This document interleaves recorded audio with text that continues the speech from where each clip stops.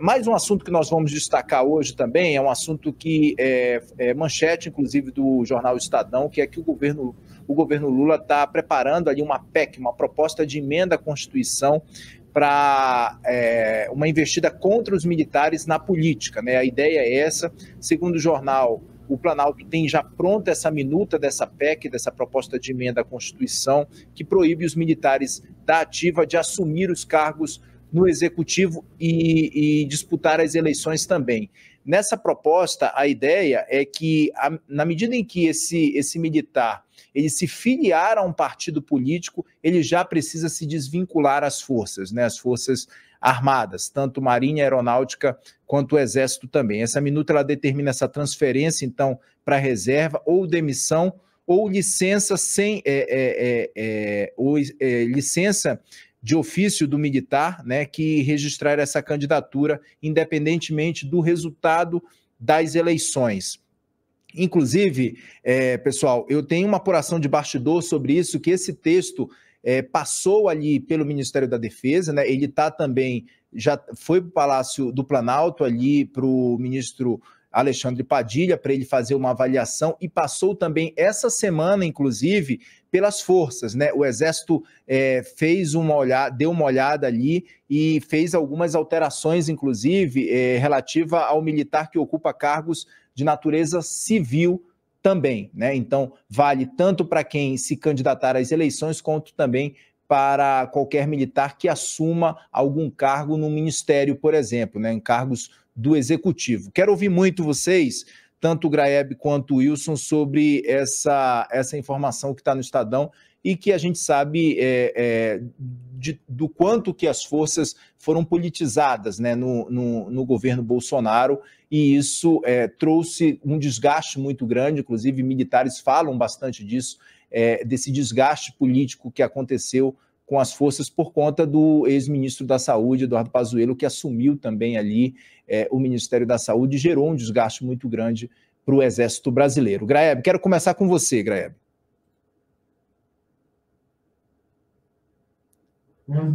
O áudio, Graeb, eu acho que esse vírus passou do computador do Wilson, foi para você aí. Vamos lá. Circulando aqui, né?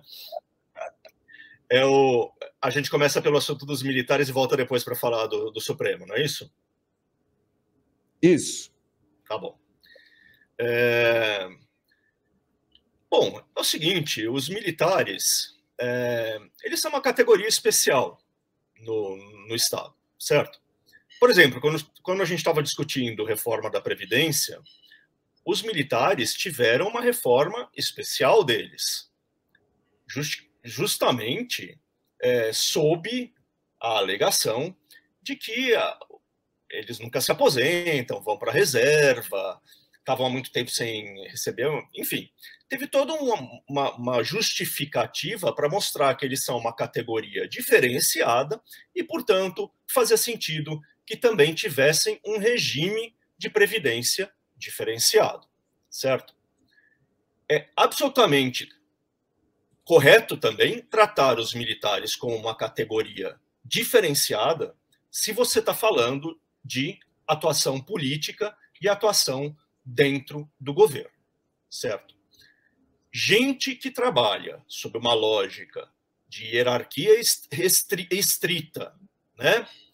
Gente que está responsável pelo aparato bélico do país, as armas mais poderosas que a gente tem, né?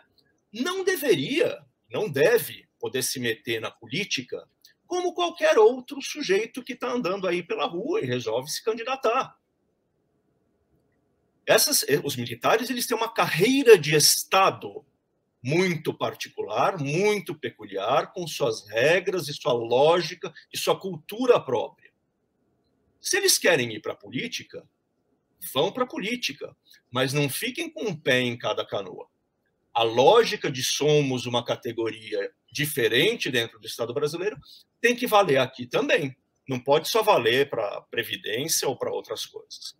Então está certíssimo o princípio, né? Porque daí, se você quer ser político, vire um político. Tudo bem, você carrega a sua vivência, você carrega os seus ideais, Você carrega a sua maneira de pensar e vai tentar fazer valer lá dentro do Congresso, como qualquer outro representante do país. Não, enquanto você também está lá dentro, com tropas sob o seu comando, né, confabulando o tempo todo com os chefes das Forças Armadas. Não pode. É uma categoria peculiar. Se você quer virar político, vire político. Não pode ser militar e político ao mesmo tempo. Tá certo. Essa mistura, a gente sempre soube que não era boa, e no governo Bolsonaro ficou mais claro ainda que ela traz tensões, traz complicações que a gente não precisa no Brasil.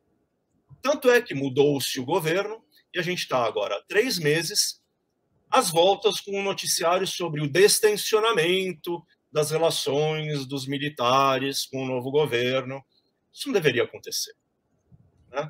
Não está certo. Espero que essa proposta de emenda à Constituição seja aprovada no Congresso de maneira bem rápida. Wilson, qual a sua avaliação sobre essa PEC que está ali tramitando? Então, foi uma proposta, inclusive, que foi desenhada pelo Ministério da Defesa, né, passou pelas forças, as forças foram ouvidas ali, tanto Aeronáutica quanto Marinha e Exército também, e está no Palácio do Planalto ali, nas mãos do ministro Alexandre Padilha, inclusive, para que depois tramite dentro do Congresso, né, Wilson? Wilson, oi. Agora chegou o áudio. Agora sim. Gente, esse vírus está uma beleza, né? Mas tudo bem, né? O vírus da Quinta-feira Santa. Ô, Kenzo, primeiro, parabéns pela informação que você deu agora há pouco, né, sobre a minuta da PEC, né? E a gente precisa analisar esse aspecto, analisar essa PEC sobre 2 pontos, tá? Acho que é uma PEC boa, é uma PEC interessante. O timing não é dos melhores, porque ele remete a um certo revanchismo do PT. Mas o mérito dela é um mérito é um mérito irrepreensível. O problema, Kenzo, e aí de novo, né? Temos que também fazer uma distinção das questões do mérito da PEC, também das questões políticas envolvendo as Forças Armadas, né? Tem uma questão... Eu sempre falei aqui que nas Forças Armadas, como em partidos políticos ou em qualquer organização que tem pessoas, existem alas. Existe, de fato, uma ala das Forças Armadas que sempre se incomodou com essa aproximação da política com o executivo lá no governo Jair Bolsonaro. Por quê? Porque, ao mesmo tempo que você catapultou integrantes das Forças Armadas, Exército, Marinha, Aeronáutica, para os gabinetes da República, você também trouxe a tiracolo toda uma crise. Porque o Exército sempre estava ali no seu cantinho, né? Então, assim, ninguém falava de Exército, ninguém falava de licitação, ninguém ficava, sabe, fustigando, por exemplo, lá, compra de churrasco, compra de Viagra por integrantes das Forças Armadas, né? Ninguém falava dessa banda podre das Forças Armadas, né? Né? Então, eles estavam lá quietinhos. Ninguém falava de salário de militar, ninguém falava de aposentadoria de militar, né? Mas no momento que você trouxe esse centrão armado para o coração do governo, obrigatoriamente você criou um flanco, você criou uma oportunidade para você também tocar nesses problemas, né? Então, e o atual comandante do Exército, ele tem justamente essa visão. Olha, não faz sentido o Exército participar de ação política, que também é uma forma de você deixar o Exército quietinho, ali na dele, aparecer só quando de fato for necessário. Durante o governo Jair Bolsonaro, muito se falou do artigo 142 da Constituição Federal, né? Falando sobre tal poder moderador das Forças Armadas. E, gente, dentro de um sistema democrático, Exército, Marinha, Aeronáutica, não é poder moderador coisa nenhuma, sabe? Eles são sustentáculos de ordem, mas não são poder moderador. Querendo ou não, o poder ele é exercido pelo aquele triângulo, executivo, legislativo e judiciário. Supremo você pode ter N problemas em relação ao STF, mas pelo nosso sistema democrático, quem tem o direito de errar por último é o Supremo. Esse é o ponto. Você não pode simplesmente o Poder Executivo errou, o Poder Legislativo errou, o Judiciário errou, e o Exército vai acertar? Não, né? Não faz sentido. Então, quando você estabelece uma PEC para deixar isso claro, para você falar o óbvio, né? Que aí é outra coisa que me incomoda muito, sabe, Kenzo e Graeb? Outra coisa que me incomoda muito na nossa legislação é que nós entupimos nossa Constituição de emenda, a gente entope o nosso sistema legislativo com um monte de regras que são tão óbvias, mas que a gente precisa deixar claro essa obviedade em um texto, no caso específico, constitucional. Então não faz, sabe, é isso, você tem que perder um tempo, energia, sabe, você tem que criar toda uma agenda e que você podia discutir coisas mais relevantes, fazer o Brasil avançar simplesmente para mudar a Constituição, para falar o óbvio, que Forças Armadas, com todo respeito, tenho amigos militares, eu tenho pessoas de bem que estão na Marinha, no Exército, na Aeronáutica, não tenho nada contra os militares, muito pelo contrário, já parei para tomar cerveja com um coronel do Exército, mas a gente precisa falar o óbvio. Forças Armadas não são poder moderador coisa nenhuma. E ter que colocar isso na Constituição, a partir de uma emenda, se gastar energia para isso, mostra, no mínimo, que a gente não está conseguindo entender o óbvio.